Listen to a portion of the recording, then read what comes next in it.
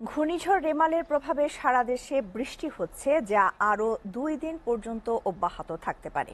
জলোচ্ছ্বাসে উপকূলের বেশ কিছু এলাকা প্লাবিত হয়েছে। এদিকে কয়রায় 3 ইউনিয়নে বাঁধ ভেঙে 20 গ্রাম প্লাবিত হয়ে রাতভর মেরামতের কাজ চালিয়েও বাঁধ রক্ষা করতে পারেনি এলাকাবাসী। দুর্যোগপূর্ণ পরিস্থিতির সবশেষ খবর জানাতে এই মুহূর্তে খুলনা থেকে সরাসরি যুক্ত হচ্ছেন আমাদের সহকর্মী রকিবুল ইসলাম মতি। আমরা চলে যাচ্ছি তার কাছে। মতি, খুলনা বিভাগের ক্ষয়ক্ষতির কি তথ্য আছে আপনার কাছে, এবং বাঁধ ভাঙা মানুষের কাছে এখনো পর্যন্ত ত্রাণ সহায়তা কি আদৌ পৌঁছেছে?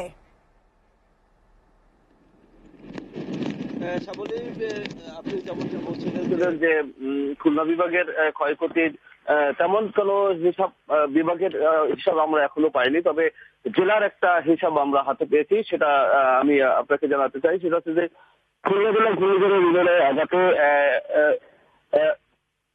168 কোটি টাকার 168 কোটি 56 লাখ টাকার মৎস্য সম্পদের ক্ষতি হয়েছে বলে মৎস্য অধিদপ্তর থেকে একটা প্রাথমিক ধারণা দিয়েছে।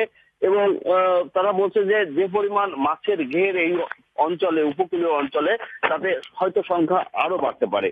আরেকটি বিষয় হচ্ছে যে পানি উন্নয়ন বোর্ডের যে বেড়িবাঁধগুলো খুলনা, বাগেরহাট এবং যশোর অঞ্চলে, যে এই সাতক্ষীরা অঞ্চলে, যে অঞ্চলগুলোতে উপকূলীয় অঞ্চলে, এই অঞ্চলগুলোতে যে বেড়িবাঁধের যে পরিমাণ ক্ষতি হয়েছে, তারা এখন পর্যন্ত সঠিক নিরূপণ করতে পারেনি আসলে কত কিলোমিটার বেড়িবাঁধ ধসে গেছে। তবে তারা বলছে যে আনুমানিক ভাবে তারা বলছে যে 60 থেকে 65 কিলোমিটার হয়তো বা যেতে পারে, কিন্তু এটা পরিপূর্ণ যখন ঝড়টা শেষ হবে তখন তারা অ্যাসেসমেন্ট করে আমাদেরকে জানাতে পারবে। আর একটি বিষয় জানতে চেয়েছেন, যে বিষয়টি হচ্ছে যে আসলে ত্রাণ তহবিল থেকে এই অঞ্চলের মধ্যে আমি এই বিষয়ে খুলনার জেলা প্রশাসনের সাথে কথা বলেছিলাম। তিনি যে বিষয়টি জানিয়েছে যে খুলনার যে সমস্ত দুর্গত এলাকা, সব দুর্গত এলাকায় কিন্তু সরকারিভাবে ত্রাণ তহবিলের ব্যবস্থা করেছে এবং কিছু কিছু জায়গায় ত্রাণ তহবিল পৌঁছেছে, এবং সেটা বলছে যারা স্থানীয় যারা মানুষ হয় তারা বলছে। আবার কিছু কিছু জায়গায় বলছে যে তারা এখনো কোনো ত্রাণ তহবিল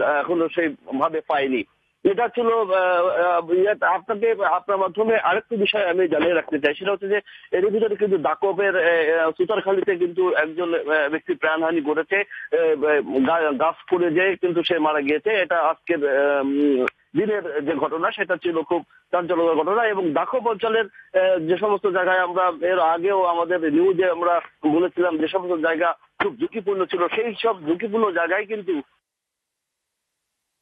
ভেঙে গেছে। এবং এই অঞ্চলের মানুষ এখন কিন্তু বৃষ্টি বা ঝড় কমে গেলেও এখন ঘুরে দাঁড়ানোর জন্য তারা কিন্তু আপ্রাণ চেষ্টা করবে বলে তারা জানিয়েছে। এখন ঝড় শেষ হবে এবং ঘরবাড়ি আবার নতুন করে শুরু করবে, নতুন করে যুদ্ধে নামবে বলে এই দক্ষিণ পশ্চিম অঞ্চলের মানুষ আবার নতুন করে স্বপ্ন দেখা শুরু করবে তারা বলছে।